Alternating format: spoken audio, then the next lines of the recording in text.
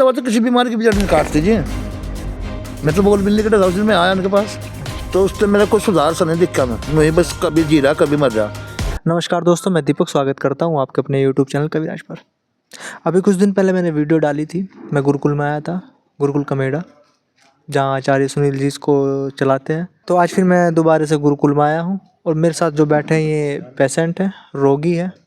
जो है उनको हृदय की समस्या थी, हार्ट में प्रॉब्लम थी, स्टेंट डले हुए थे। तो ये गुरुकुल में आए और गुरुकुल में आने के बाद इनको कैसा अनुभव हुआ और उससे पहले इन्होंने कहाँ कहाँ उपचार कराया, इनसे जानकारी लेते हैं। नमस्कार सर। नमस्कार जी। क्या नाम है आपका? करमपाल सिंह।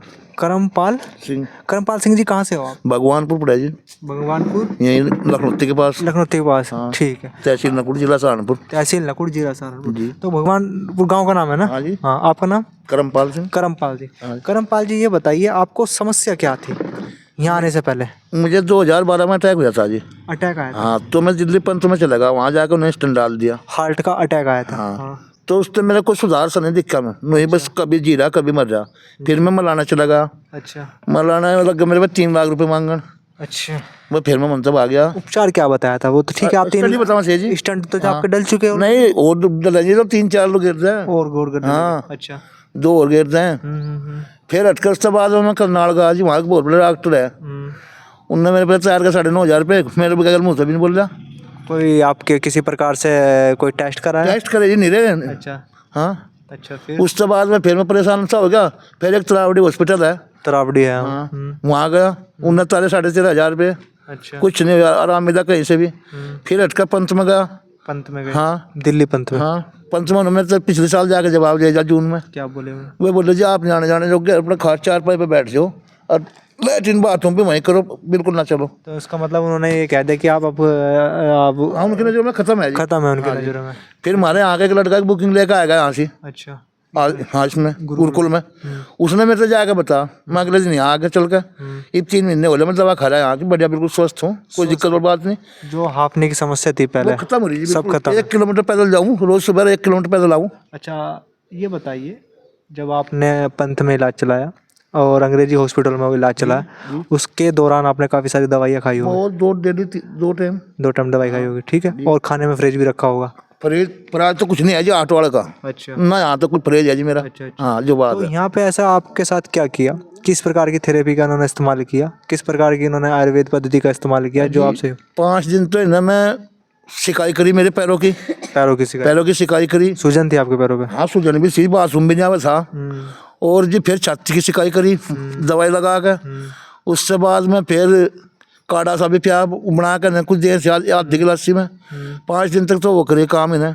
सिकाई करने थे ज्यादा करके। सिकाई करे थे। हाँ। क्योंकि जो आपके शरीर पे जो असोई आई हुई थी। दवाई सब देसी है, पीने की 2 टाइम की दवा है, ज्यादा कोई दवा नहीं है। 2 टाइम की दवा? 2 टाइम। अच्छा। ये आज मुझे दवा ली, ये 15-20 दिन की है, 700-800 रुपये की। 700-800, 15-20 दिन की। और जो पहले दवाई लेते थे आप, उसका खर्चा कितना आता था? पहले तो पंथ में दवा तो फ्री थी जी, बस आने जाना खर्चा था, आना जाना बस। हाँ, जो बात है। हाँ, दवा फ्री थी, दिन 2 लग जाते मेरे। तो उसमें कितना खर्चा आता होगा? और शरीर को 600-700 रुपये तो उसमें किराए भाड़े में लगी जान से जी। किराया? हाँ, और दवा फ्री है पंथ में जी। दवा फ्री? हाँ। तो लेकिन आराम तो नहीं मिलता, जिन दवाइयाँ खाओ जो कोई आराम तो नहीं मिलता जितने मुझे यहाँ से मिला।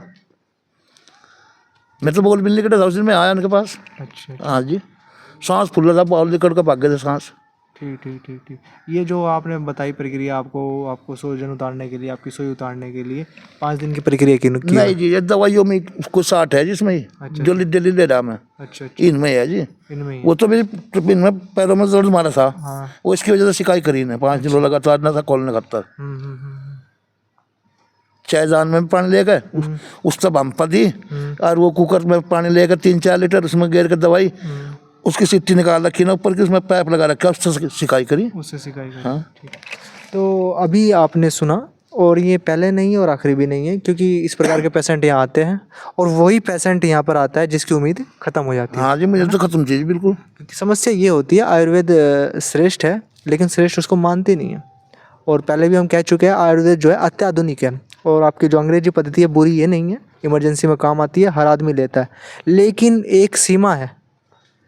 हर चीज़ की एक सीमा होती है और सीमा पे जाके हर चीज़ समाप्त हो जाती है। अंग्रेजी दवा तो किसी बीमारी की भी जड़ नहीं काटती जी। जो मान लिया आयुर्वेदिक दवा है ये तो जड़ पर काम करेगी। ये तो सिर्फ इमरजेंसी है, इमरजेंसी में काम टाइम काटने का उत्तर है। टाइम काटने का हाँ। होता है।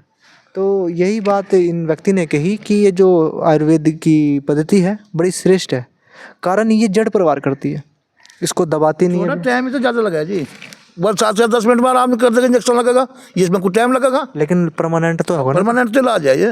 हाँ, परमानेंट तो इलाज है। अगर सही कोई बढ़िया वो मिल जा परमानेंट इलाज है ये। परमानेंट इलाज। हाँ, लेकिन यही अब लोगों को समझाना है, हमारा तो यही एक लोगों से संदेश है, आयुर्वेद की ओर लौटो। किसी प्रकार का कोई लूट मार नहीं होती और किसी प्रकार की कोई दवाई महंगी दी ना जी मेरे तो कुछ भी नहीं, फीस भी नहीं लेते, दवाई का चार्ज है जो कुछ दवाई है इस पर गिरा रेट, मेरे पर और कोई चार्ज एक्स्ट्रा चार्ज नहीं लिया।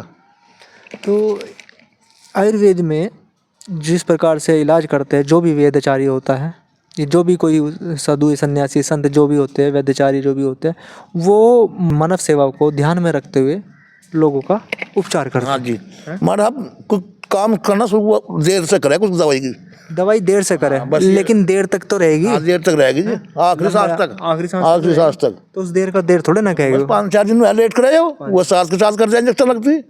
हाँ, तो यही है, इन्होंने बताया। अभी आचार्य जी से पूछे कि इनको क्या ट्रीटमेंट दिया, देखो जो हुआ इनके साथ इन्होंने तो बता दिया, क्योंकि ये रोगी है, इनको नहीं पता इनके साथ कौन सी दवाई का प्रयोग किया गया, किस प्रकार की इनको थेरेपी दी गई, उसके लिए आचार्य जी बता पाएंगे उन्होंने किस प्रकार का इनको ट्रीटमेंट दिया। उनसे बात कर करिए अपने। चार पाए बैठे जो रोगी उम्मीद छोड़ चुका था, अब उसमें उम्मीद फिर से जाग गई हाँ है। जी बिल्कुल, जाग ये तो 100% दिख रहा है जी, मुझे 5-4 साल जिम्मा।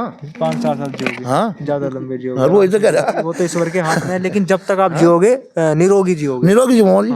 ये हम नहीं कह सकते कौन कितने वर्ष दिएगा, ये तो कहना ही गलत है कि 100 साल दियो, 200 साल दियो, लेकिन कहना शरीर की। अब कहना ये पड़ेगा कि जितने भी साल जियो निरोगी जियो, ये सर्वोत्तम है, ये सर्वोत्तम है। आप चाहे 10 साल 15 साल 20 साल जितना भी जियो, लेकिन निरोगी जियो, ये हमारे हाथ में नहीं है कौन कितना जिएगा। तो आचार्य जी से जानकारी लेते हैं।